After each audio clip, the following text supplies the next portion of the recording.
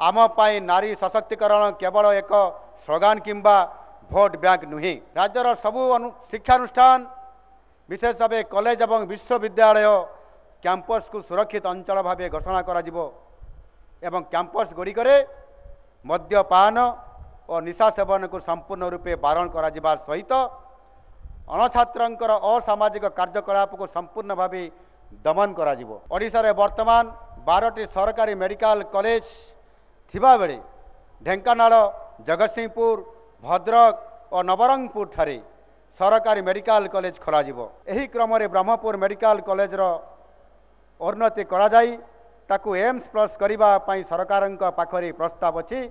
खूब शीघ्र एहाकू कार्यकारी करा जिवो। राज्यर 3 गोटी बृहत्तम मेडिकल कॉलेज और हॉस्पिटल रे रोगींकर सहित आसुतबा आत्मीय स्वजनक पई राज्य सरकार सुलभ मूल्य रे रहणी व्यवस्था करने को जाउछंती।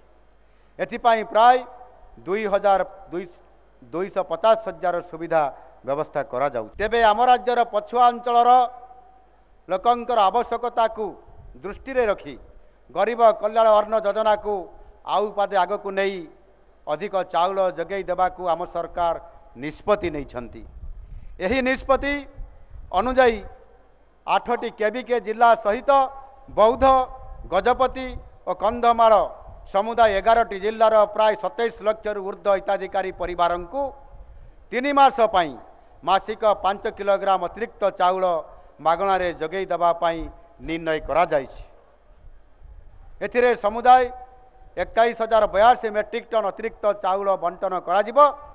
ए बाबद रे राज्य सरकार निजस्व पांठिरू प्राय 180 कोटी टंका बहन करिवे। भुवनेश्वर रे जनाश्रय भवन निर्माण करने को जाउछंती।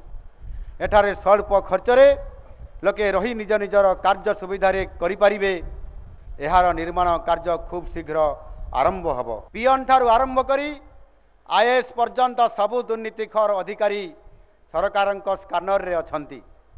आखि नाही कान नाही बाजी गले दोष नाही न्याय रे विजिलेंस विभागर खंडा बुलुछि।